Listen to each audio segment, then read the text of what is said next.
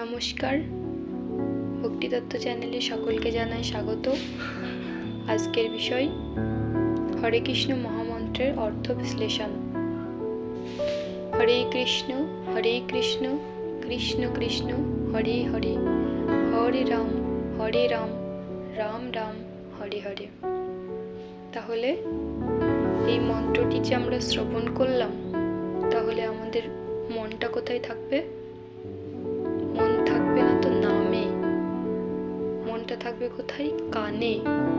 যখন আমরা জপ করছি তখন যে হরে কৃষ্ণ মহামন্ত্র, সেটা আমরা কি করব? শুনব। সেটাকেই বলা হচ্ছে বন্দময়ী সাবধান মতে। তাহলে কি? সাবধানের সাথে মনোযোগ সহকারে, মনোযোগী হয়ে আমাদেরকে কি করতে হবে? নাম জপ করতে হবে।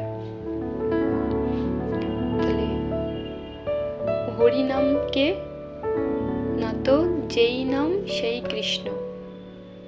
তাহলে যেই নাম শ্রী কৃষ্ণ ভজ নিষ্ঠা করি। তাহলে হরি নাম হচ্ছে কি? কৃষ্ণেরই নাম। তাহলে যেই হরি সেই কৃষ্ণ। তাহলে তার নাম কি করতে হবে? নিষ্ঠা সহকারে আমাদেরকে শ্রবণ করতে হবে এবং কীর্তন করতে হবে। নাম চিন্তামণি কৃষ্ণ চৈতন্য রস বিগ্রহ পূর্ণ সিদ্ধ নিত্য মুক্ত অভিন্ন আত্মার নামানাম। তাহলে এই নাম হচ্ছে চিন্তামণি সদৃশ চৈতন্য রসের বিগ্রহ, পূর্ণ শুদ্ধ নিত্য মুক্ত অভিন্ন আত্মার নামানামি। তাহলে নাম আর নামীকে, নামী হচ্ছে ভগবান কৃষ্ণ, আর নাম এবং নামী হচ্ছে অভিন্ন।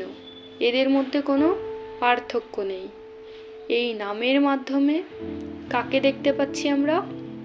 তো রাধা কৃষ্ণকে। হরে শব্দটি হচ্ছে হরা, অর্থাৎ হরাকে, তো শ্রীমতী রাধা রানী। কাকে ডাকছি আমরা? রাধা রানীকে। হে রাধে, হরে কৃষ্ণ কৃষ্ণ কৃষ্ণ হরে হরে। আবার হরে নাম হরে রাম। তাহলে রাম রামকে, তাহলে রাম হচ্ছে কি? শ্রীকৃষ্ণ।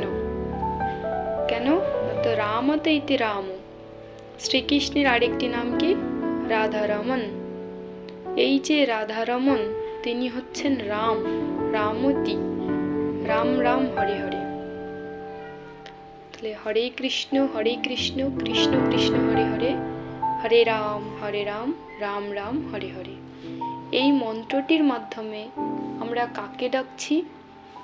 না তো রাধে কৃষ্ণ কৃষ্ণ কৃষ্ণ রাধে রাধে, রাধে কৃষ্ণ কৃষ্ণ কৃষ্ণ রাধে রাধে। এইভাবে আমরা এই মহামন্ত্রের মাধ্যমে রাধা কৃষ্ণকে ডাকছি। আবার এই রাধা কৃষ্ণ এক হয়ে কে এসেছেন? না তো আমাদের নদিয়াতে শ্রী চৈতন্য মহাপ্রভু অবতীর্ণ হয়েছেন।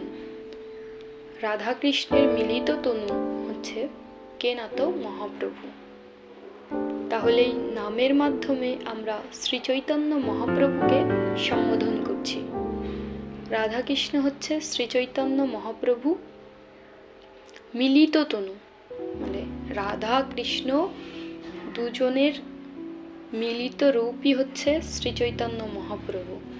এই তত্ত্বটা কিন্তু অত্যন্ত গভীর, যদিও বিষয়টা আপাত দৃষ্টিতে অনেকটাই সরল, কিন্তু এর মূল বিষয়টি অত্যন্ত গভীর। রাধাকৃষ্ণ তত্ত্ব কি? গোলকের প্রেমধন হরিনাম সংকীর্তন। তাহলে এই গোলকের প্রেমধন মহাপ্রভুকে, তিনি মহাপ্রভু কি করেছেন? নিয়ে এসেছেন আমাদের দেওয়ার জন্য। উন্নত উজ্জ্বল রসং সঙ্গতি স্বয়ং, নিজের ভক্তি শিক্ষা দিয়েছেন শ্রী চৈতন্য মহাপ্রভু। তাহলে কৃষ্ণ ভক্তির শিক্ষা দিচ্ছেন কে? না তো স্বয়ং শ্রীকৃষ্ণ, শ্রী চৈতন্য মহাপ্রভু। ভজ ভজ ভাই চৈতন্য নিতাই, সুদৃঢ় বিশ্বাস করি, বিষয় ছাড়িয়া সে রসে মজিয়া, মুখে বলো হরি হরি। তাহলে দেখো, দেখ রে ভাই, ত্রিভুবনে নাই এমনও দয়ালু দাতা, শ্রী চৈতন্য মহাপ্রভুর মতো এমন দাতা পৃথিবীতে কোথাও নেই। তিনি যে দানটি আমাদের দিয়েছেন, তার যে মূল্য, তার মূল্য আমরা কখনোই কি করব, মাপকাঠিতে সেটা পরিমাপ করা যায় যায় নাকি, সম্ভবই নয়। সেটি হচ্ছে অমূল্য রতন, অমূল্য ধন, যার কোনো মূল্যায়নই হয় না। তাহলে আমাদের কি করা উচিত? শ্রদ্ধা ভক্তি সহকারে ভগবানের শ্রীচরণে সমর্পিত হয়ে আত্মনিবেদন করে আমাদের নাম কীর্তন করা উচিত।